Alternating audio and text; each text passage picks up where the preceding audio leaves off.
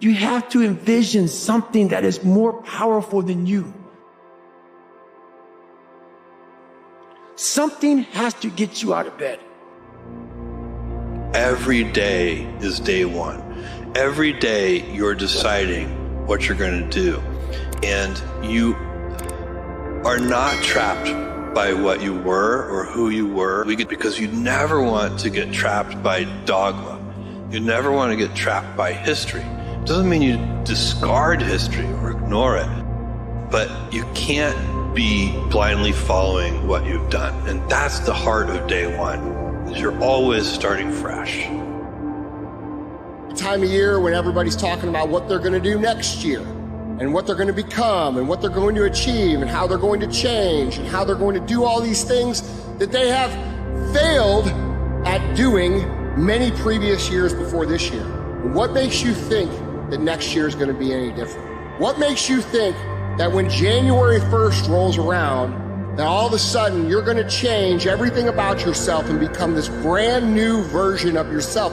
Haven't you told yourself this before? How many Mondays have you told yourself that you were going to start? How many years have you made the same resolutions that you failed to keep? You have to understand that if you are to make a change in your life, you have to develop discipline.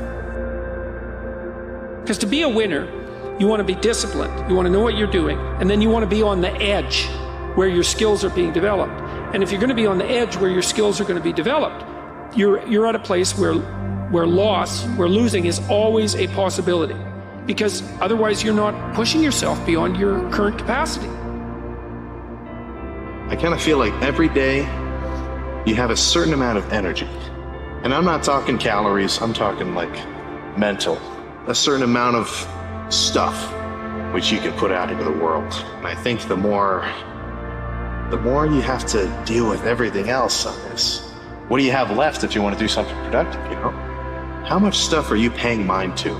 How much stuff are you putting energy into thinking about? How much effort are you putting into stuff that not only is not going to contribute to anything meaningful for yourself, but also just weighs you down?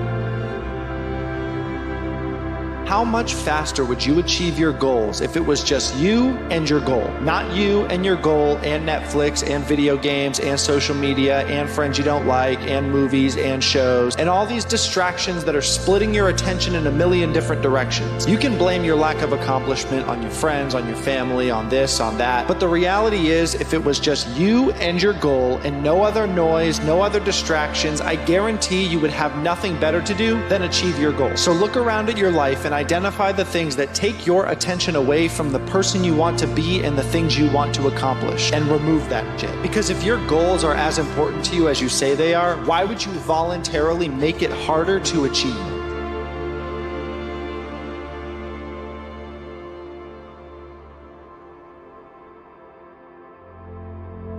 And do what you do, right? Stop worrying about what everybody else is doing. Stop looking at what everybody else is doing, and stay focused on what it is that you feel God has called you to do specifically. That's your greatness. That's where your power is. People start to rush their lives based upon highlight reels on social media. I said, the part you forget, nobody showed you the failures. Nobody showed you the shortcomings. People very rarely show you the adversity and the opposition. And so do what you do, right? Approach it how you approach it. That's what God will bless you upon. It's not you doing it in a way that somebody else does it. No, he placed greatness in you. Do it how you do it, in a way that only you can do it, so God can bless it.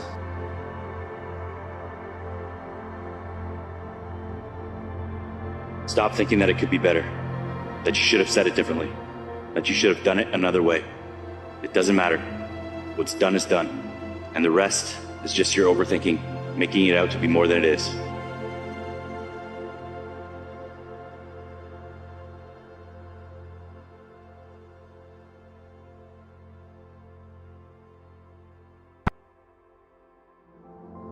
You can't just wait for things to get perfect. You just go out and do stuff. Your motivation. You need discipline, because motivation's not there every day. I'm missing motivation most days. Every time I start doing things I don't want to do, I grow. So wherever you're finding yourself, whatever level of discomfort you're finding yourself in, look, just toughen up. Just toughen up, okay? We have a world full of weaklings, and nobody needs a weakling. Because when you do hard things, you then are fortified and reinforced for the inevitable hardship that life is. Because all of life is hardship with brief moments of bliss, my friend. And if you have created a zone of comfort in a world of hardship, you become unstoppable. You must adopt that mindset. You will not be the victim in life.